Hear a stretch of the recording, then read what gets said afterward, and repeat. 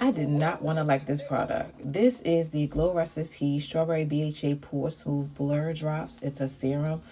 You can use this as a primer under your foundation. And when I tell you, it smooths out my skin under my foundation, blurs out my imperfections.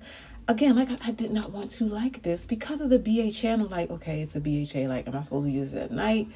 Of course, I wear my SPF, but to use this as a primer during over under my foundation, this is interesting. So I have been using this product over and over and over again under my foundation, and I love that it has smoothed out my pores, has blurred out my imperfections, and has made my skin look super smooth under my foundation. Now, the foundation I'm using today is by e.l.f.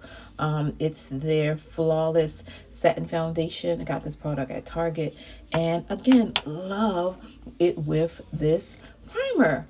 Oh my God, you got to check it out. It's at Sephora, of course. The Glow Recipe Strawberry BHA Pore Smooth Blur Drops. X for a sample. Tell them I sent you.